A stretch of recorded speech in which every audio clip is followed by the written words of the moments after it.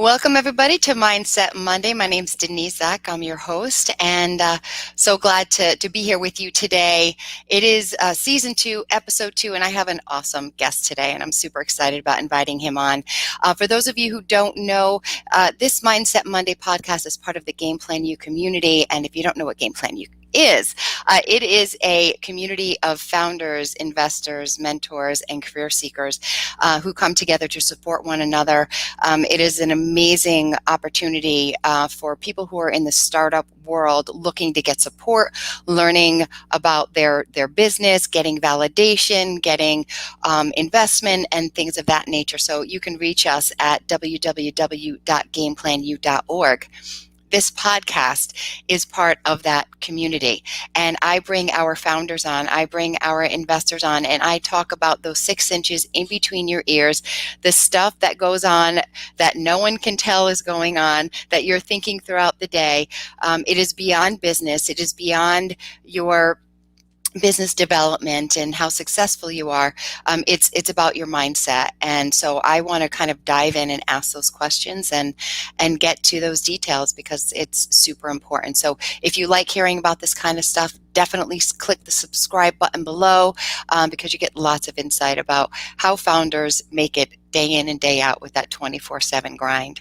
So without further ado, I want to introduce our guest for today. He is someone who is part of our community, has a really cool sports fantasy betting app, and it's a different, I'm going to let him explain it, but it's a really different way of engaging in fantasy sports betting, and it's called Bandwagon. And Alan Mix is someone who has a long history of being in banking.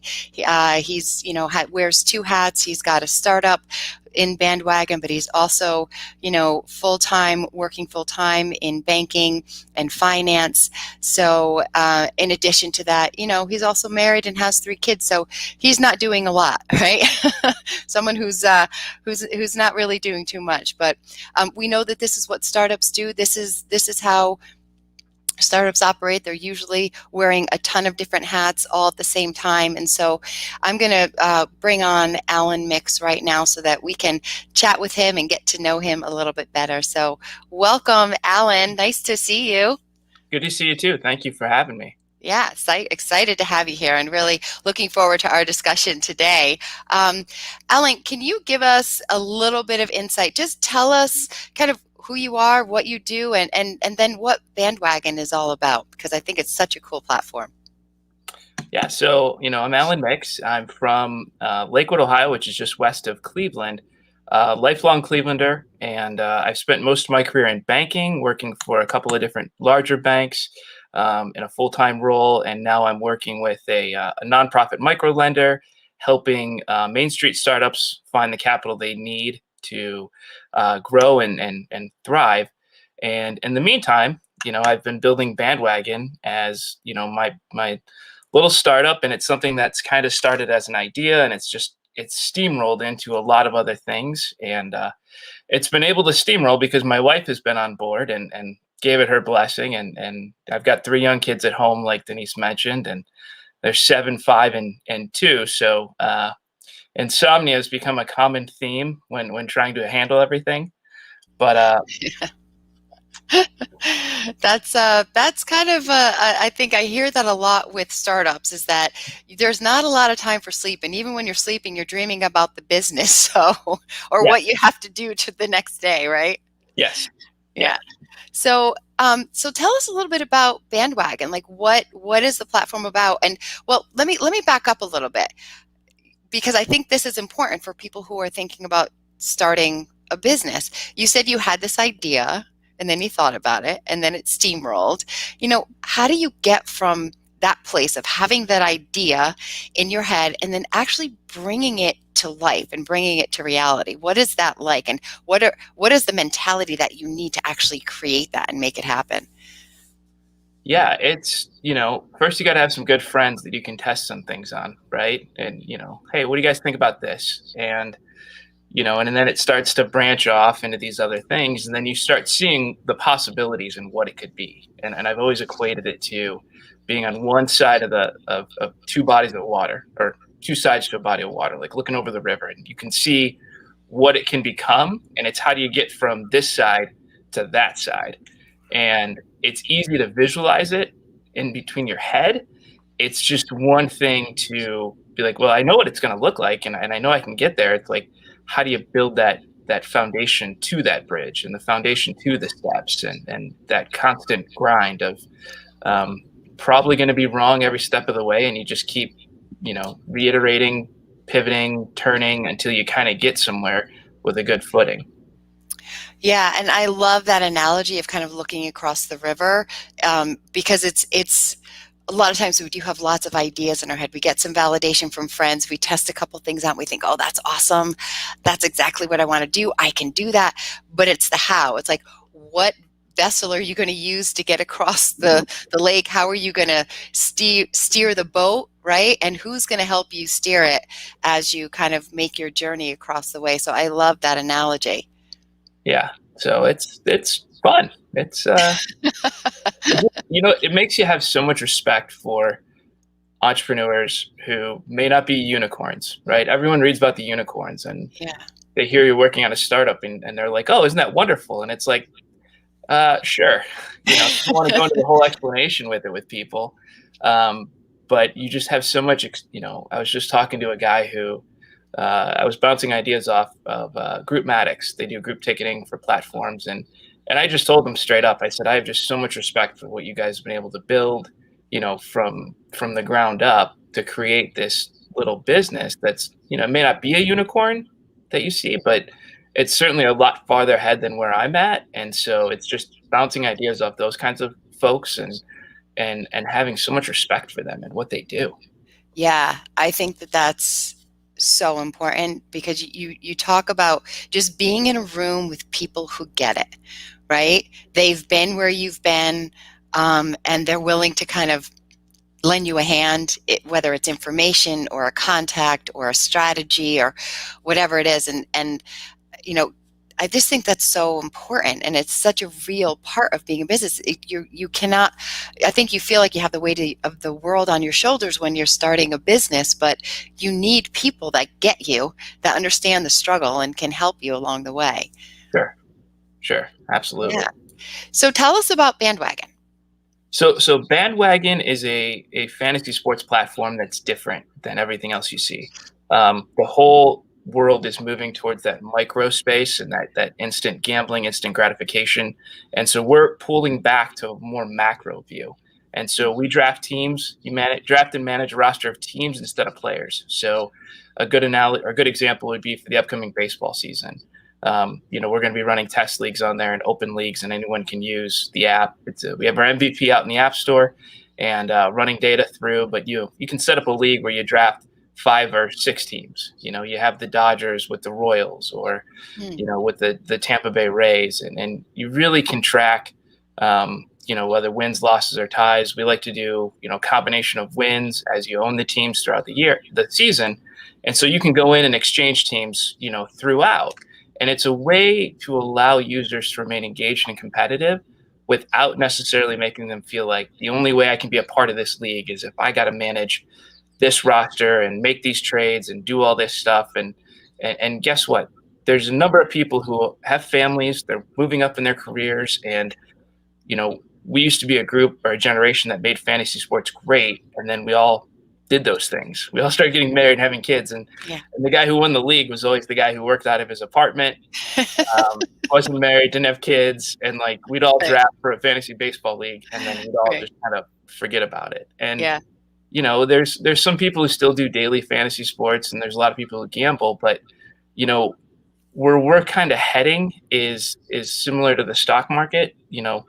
You have people who buy options, you have people who daily trade, and then you have millions of people who watch the stock market, and they might not make a few trades, every month. They might just make 1 or 2, but they're still consuming the product and they're still engaged. And that's through mutual funds and exchange traded funds. And that's why we're trying to position ourselves to kind of be that mutual fund exchange traded fund for fantasy sports for users who can't commit to doing daily fantasy sports every single day or traditional fantasy sports, but they still want something to engage in. And so we're providing that platform. I really like that. I just think it's really cool because there's so much work that goes into individual rosters and players and swapping, players out and making sure you have the best team and so much research and time and effort that's put into that. And having the roster, I mean, I'm sure obviously you can still do the research, but it just kind of has a neat twist to it that I think gives the person who doesn't have 7 hours a day to do that analyzing to be able to still engage and have a good time. So I love that piece of it. And does it also, if the teams in real life, if the record of the team in real life, does that impact your standing as well with the teams on your fantasy sport? It could, but it's really based on how they're performing will change the value of the team. For example, the Pittsburgh Pirates aren't expected to win 80 games this year, but if they do, that's a huge deal to someone who either took them early on or jumped on their bandwagon halfway through the season. You see it every year where a team gets hot at a certain time. So it's all about timing and kind of that combination, right? Yeah. And how they're actually performing relative to their peers. Yeah. And I just love the name too, Bandwagon, because you're so right about that. It's like someone's doing well. It's like, oh yeah, I always loved them. They're my favorite. It's kind of the plan, but hopefully it resonates with more people. Yeah, I love it. I think it's so cool. So tell me this, right? You have a full-time job, you have a full-time family, and then you've got this startup, which takes a ton of time and effort. What are the biggest challenges that you have day in and day out that make things difficult sometimes to kind of keep going? I got a real easy answer for that, and it's something that our family's been experiencing for almost 10 years now. My wife, within a year after we got married, was diagnosed with alopecia, which is an autoimmune condition that affects your immune system. Actually attacks all your hair follicles. So my wife has no hair. She has full, I forget what the scientific name for is it, and she'll slap me if I don't remember it correctly, but she does have alopecia. We went through a ton of different treatments and experiments and different things. And we reached the point where it's like, if it's the worst thing that happens to us is losing hair, it's not a big deal. And we ended up, our oldest daughter also developed alopecia. So she's 7. Her hair fell out a couple of years ago. So every time that I feel like I'm kind of having a day, and kind of realize that none of these things that are considered hard or challenging aren't really as challenging as what my wife and daughter have been through, and my daughter will have to go through, because kids can be cruel and mean, and sometimes people can be a little off-centered in how they view it. And so to me, it's just more of an inspiration to just kind of keep going. And whenever I'm struggling, it's just like, it's no big deal. So, yeah. I mean, talk about perspective, right? mhm. And, having been a therapist for 20 years, I can completely kind of feel and understand what you must be kind of going through. Not that, not to say that I've dealt with alopecia. My sister actually had a little bit of alopecia when we were growing up. It was very mild though, but it was just like kind of one patch in her hair. And, the doctor said it was anxiety, and, her hair, she still struggles with her hair to this day. But there are a lot of stigmas. There's a lot of stuff that goes on when the person who's experiencing it is dealing with it on a day in and day out basis, wondering, how I can get it better, or what am I doing wrong, or how do I, find a better treatment. And so I get that emotional piece of things. And when you think about life in general, right, if we have, for the most part, our health, right, and nothing really super life-threatening is going on, then we should be grateful on a lot of levels, right? And it seems to me that you've gotten that perspective. Yeah, it wasn't easy. I'm a type A, finance geek, and worked my way up in different facets. I didn't come from anything, and was raised by a single mother. And the hardest part was actually like stepping back and knowing there's like nothing I could do. And I'm like, what do you mean there's nothing I could do? Like, let's figure it out. Let's dive into it. And like, so the grateful perspective took some time, and that was a personal challenge of mine. And, having to sit back and just kind of let things play out was definitely hard just to watch and just be able to be like, there's nothing I can do to help, and so maybe from your therapist days, you can assume that, bandwagon has become my outlet or something, right? And where I can exert that energy for something good. But yeah, that was the hardest part, was just kind of stepping back and seeing it unfold and then knowing there's nothing I could do. Yeah. So that acceptance piece is so hard. And if I'm being a little bit stereotypical now too, just because of how men are kind of brought up in our society and how men are kind of programmed to operate in relationships, it's to fix things and to make things better. And so I imagine at that level of being a husband and a father, just wanting to make everything better and be the one that can fix it has got to be a hard thing sometimes.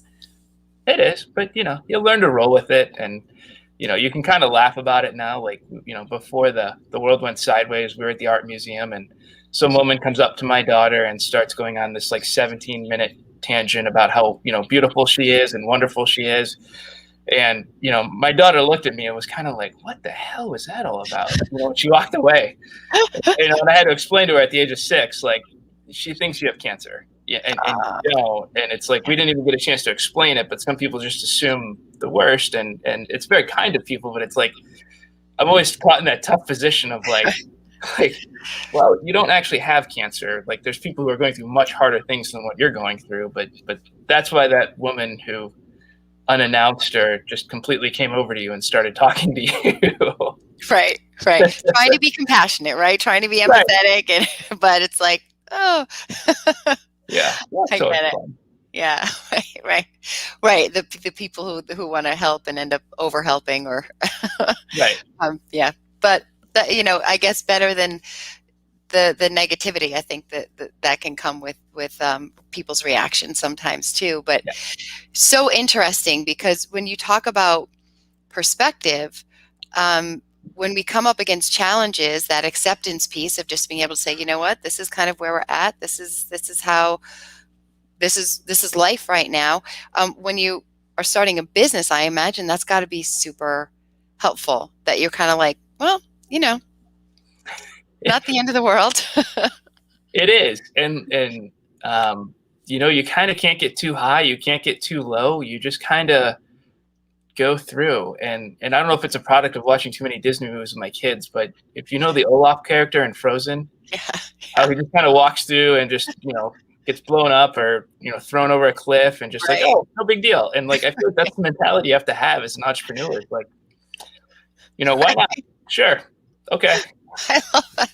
Like the Olafs of the world, right? It's like every entrepreneur should have an element of Olaf inside of him or her, right? You can't get too down. I mean, if you're truly passionate about it, you truly believe in it, like, there's going to be bumps in the road. You don't know where they're coming from, and you just got to deal with them and work through it. And, you can set the best of timelines on things. Like this is something that was an idea that started a couple of years ago. It pivoted from an original concept, and I finally got connected with a developer up here in the Cleveland area, and we were moving through and trying to get our MVP out.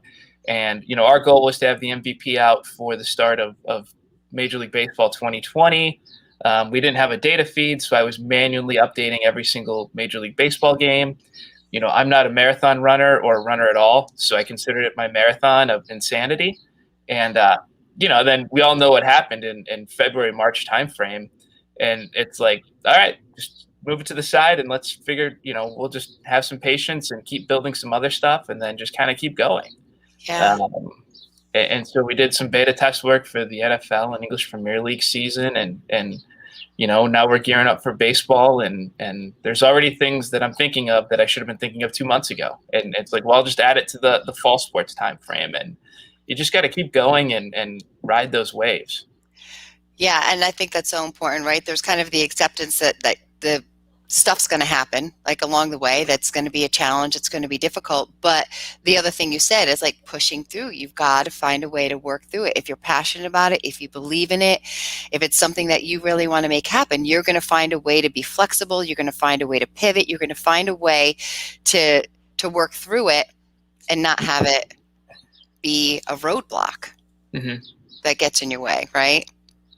Right. Because if you are so hell-bent on that getting up across that river, you just figure out a way. And then that's the number one thing that I've just become really, cognizant of as everything pops up. Yeah. What are your biggest motivators every day? Like what do you find that gives you the most motivation? Besides my family, just kind of seeing Bandwagon advance every step of the way, every little step, even if it's a big leap at some points, but to see it unfold and seeing what we have, and it may not look like much, like she's not pretty as an MVP, but like she's functional, and just knowing all the hours that went into it just to get to that level, and knowing how much more it's going to take to get to this level and that level, and that's kind of what motivates me, and the possibility of what could be. Just kind of that keeping that dream alive and knowing that it's going to continue to grow and come into clearer and clearer focus. Yes. I love that. So a startup, full-time family, business, full-time businessman, all of that together. What is your mindset in the morning? How do you get yourself ready for your day?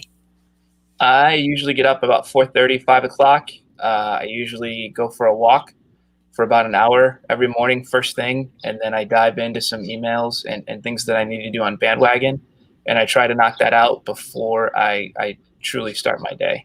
Because I do my best work in the morning, and so when you get up that morning, that means you don't have late nights, which so I'm figured out a way to make sure that I'm in bed at a certain time and get my rest and do my best work in the morning, and I try to manage my energy and not my time. So that's when I have the most energy.